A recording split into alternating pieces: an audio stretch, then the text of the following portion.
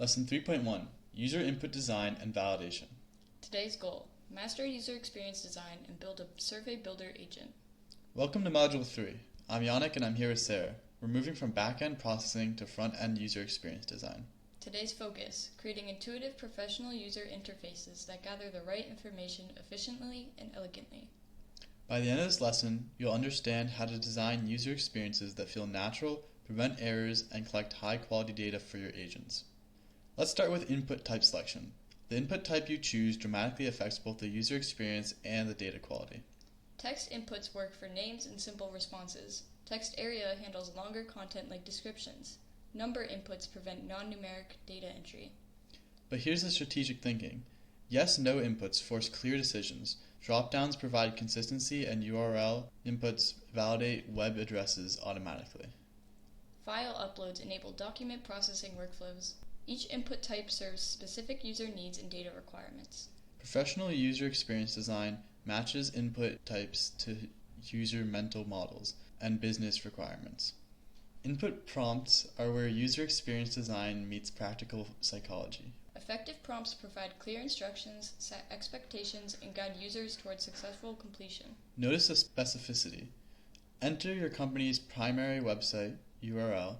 Tells the user exactly what format and content you need. Poor prompts create confusion, incomplete data, and user frustration. They're the fastest way to break your agent's value proposition. Professional prompts include context, examples, and clear boundaries for what constitutes a good response. Validation and error handling separate amateur tools from professional applications. Required fields ensure you get critical data. Optional fields provide flexibility without creating friction. Input format validation prevents bad data from entering your processing pipeline, saving processing time and improving output quality. Clear instructions, examples, and reasonable expectations create guardrails that guide users towards success. Today we're going to be building a survey builder agent that demonstrates professional user experience design across multiple input types and user review workflows. This agent will show you strategic input selection, user guidance techniques, and how to create truly professional user experiences. You'll learn to build agents that feel more like professional applications than simple forms. So first, our inputs are going to be our survey topic and purpose, target audience description, our number of desired questions, and our question type preferences. And our process will have an intelligent question generation, user validation and customization, professional survey formatting, and response collection planning. Our output will be a complete survey with optimized questions, have professional formatting for distribution, and use data collection strategy recommendations. Alright, you ready to become a user experience designer for AI agents? Alright, now we're going to create our agent. We're going to name this Survey Builder Agent. We'll set our description as create professional surveys with intelligent question generation and user validation workflows.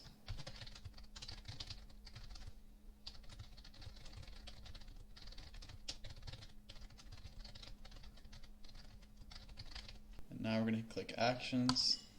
First we're going to be adding an input. For this our prompt will be describe your survey topic and its purpose. What specific information do you want to gather and why?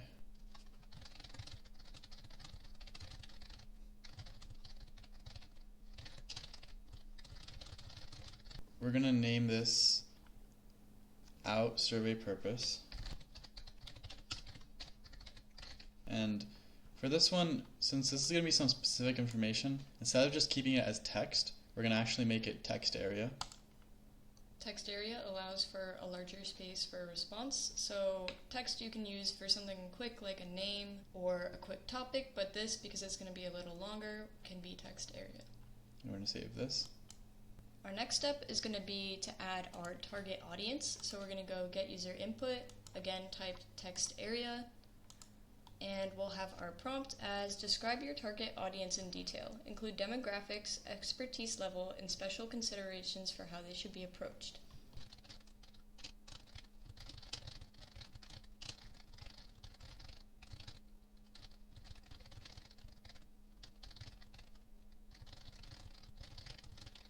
And we'll set the name of this as out target audience.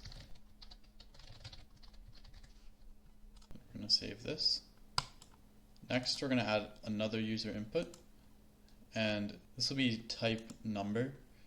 So you can either keep this as text or number, but if you make it number, then they can only enter numbers in the response. So they can't mess up the process by putting in something that shouldn't be there. It kind of makes it a bit more straightforward. For example, if you have a question saying, how many hours is this going to take? Someone might enter 4 hours and it could mess up your LLM prompt, but by having it as type number, they can only type in 4. For this, our prompt is going to be, how many questions would you like in your survey? And then we're going to put a recommendation of 5 to 15 for good response rates.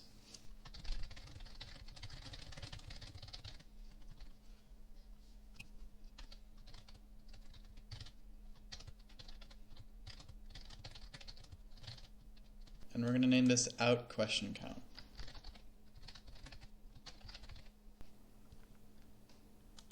Next, we're going to create another input type, which is going to be a dropdown, and this is going to be asking for question type preference. We're going to select dropdown single, so they can only select one of the options. If you want them to be able to select multiple, there's a dropdown multiple, so if there's multiple things that apply to whatever they're answering, you can choose this, but for now we're going to choose the single option. And our prompt is going to be, what style of questions do you prefer? And then we're going to select put a couple options. So we're going to have mix of question types, mostly multiple choice, open-ended focus, rating scales, quick yes-no style.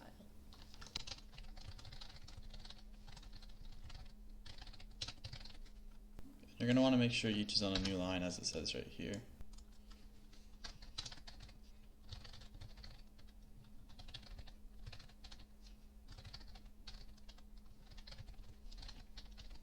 We're going to name this out question style. Click save. For now, I suggest you stick to dropdown single because dropdown multiple can involve conditional logic with it, so we'll be going over that in Module 4. Alright, next we're going to be adding another user input, which will be our specific topics, and this is going to be our first input that is optional. It's going to be text area, and we'll go to required and uncheck that box, so it's not something the user has to answer. And we're going to have the prompt as, are there specific topics, themes, or areas you want to ensure are covered?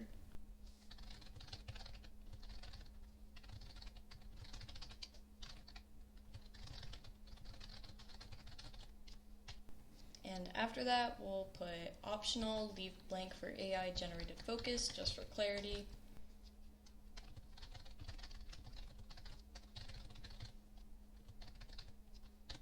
We're going to name this out specific topics. Click save. Next, we're going to have our first processing step.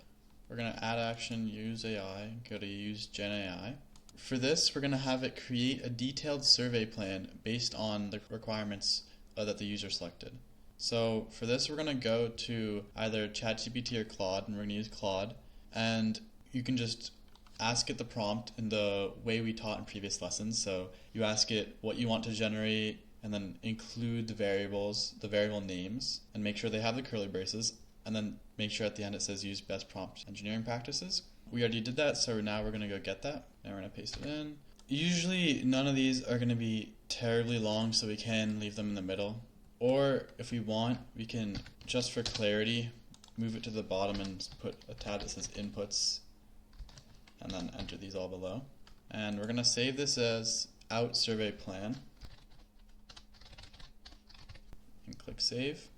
So in our last step, we created our plan or our outline for our survey. So now we're going to go ahead and add another prompt, another AI step. And this step is going to be focused on actually generating the questions. So we're going to have our model as Claude Sonnet because it is good at creative writing. And again, we're going to fetch our prompt from Claude. We can also take this and move it to the bottom. You can also ask Claude or ChatGPT to move it, keep all the variables at the bottom, which is something that can make this a little easier. And we're going to name this out generated questions. Next, we're going to add another user input. So it's going to be get user input Textarea. And this step is going to be so the user can go and look over the questions that have been generated and choose if they think that the questions are good or not, and if they're going to actually be useful for them. And then this will be put into an LLM after. So if they say that they didn't like a certain question because of the content in it, they can say how to fix it, and then they can kind of revise it like that. And if they do like it, then they can just say that there's no things that they want to change. And if there's nothing they want to change, then they just don't have to answer it because we're not going to make this required. So for our prompt, we're going to say, review your generated survey below. If you'd like to modify any questions, add new ones, or remove some, describe your changes. Then we're going to provide our generated survey, so all the questions we have so far. Now we're going to paste this in. And as you see, we put our generated questions as our variable right here. And then make sure it's not required, so if they don't want to change it, they don't have to answer it. At the end of this, you can say, if you do not wish to change it, then you can just not answer it because it's not required. So basically, you just say it's optional. And we're going to save this as out user modifications.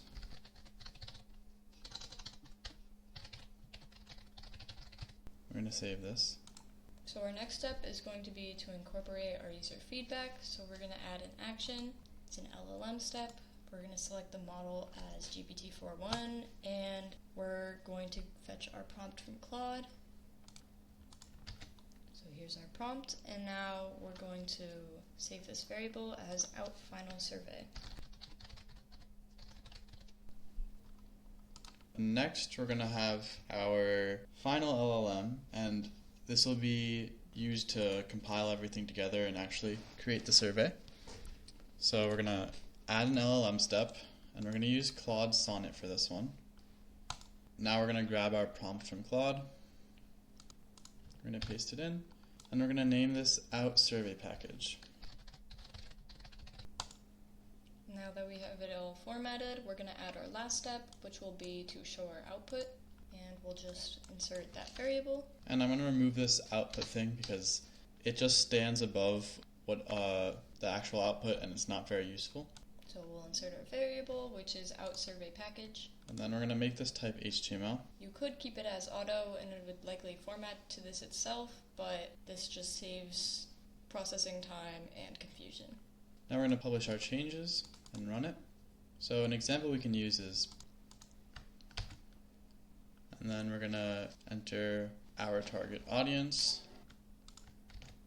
And then here, let's go for a number in between there. Let's go for 10. And let's pick a mix of type of questions so we get a variety so we can see how it does it. And are there any specific topics? We can say communication tools, work balance, life, productivity challenges, and team connection. Let's see how this works. And obviously you can use many different examples for this, but this is just one we're going to test. So now we have our output, and this isn't our final thing, this is just the questions. It can be a little hard to read here, and it might look a little messy, but this is just for reading them, and then you're going to give your opinion on the questions themselves, and then it's going to format it nicely. If you want, you can always go to our workflow and add a step to format it. And rather than putting it within the prompt like we did, you could add a separate step, which is show output, and do that before you have the additional input. Okay, and we're just going to continue with this and say that we don't have any feedback. As you see, this is our final output. This is not exactly what we were looking for. So this is where you would go and tweak your last prompt. So we would go and tweak this prompt here, and we should add more detail about formatted summary, so you can go and ask Claude or ChatGPT to do that, which is what we're going to do now. Another important thing to consider is, unless you specify, it might return what's called like HTML exit characters, which can mess up the formatting and just not at all look like HTML should. And now we have our next prompt, so now we're going to paste this in, and we're going to see if this fixes it. So this is a little bit of the debugging process. You'll run into little errors like this, and then you'll have to keep testing it out. So we're going to enter the same things as before. Alright, so now we have everything in. We're going to try it again. It may not work again, and then we're going to have to look into it a little bit further to see what the issue is. But Cross our fingers that it works, and let's see.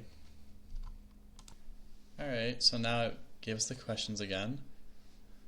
We're just going to click go because we're just trying to see how the output's going to look.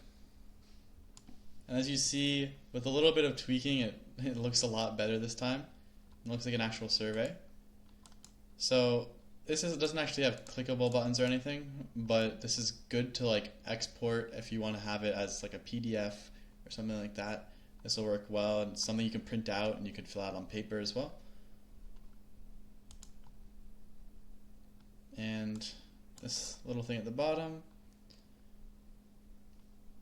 And it tells us how you can use this.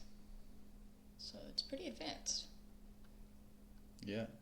You might want to make some tweaks depending on however you plan on using this. And if you just want it to be the questions, you could also do that, but this obviously has a lot more stuff. And if you just wanted the questions, it could be a lot more simple and quick. Yeah, that would run a lot faster. That took probably a few minutes. And I urge you to add changes after this and test it. So like if you didn't like a question or act like you didn't like a question, so then you can actually see, oh, well, maybe my changes will fit my need better or whatever. But just to like test it out and see how the thing actually works and how this step is actually quite useful. So user experience design transforms simple tools into professional applications that people actually want to use. This foundation prepares you for advanced multi-step workflows and complex user interactions. Let's head back to the slideshow to summarize. So what we learned today was how user experience can be incorporated in AI and how you can use AI to really exemplify and create this strong user experience that's very efficient and elegant. Next, you want to apply what you learned today and answer the mini quiz in the Google Classroom, which as always will be linked in the description, and then head on to lesson 3.2, where we'll be looking at advanced user interactions and multi-step workflows.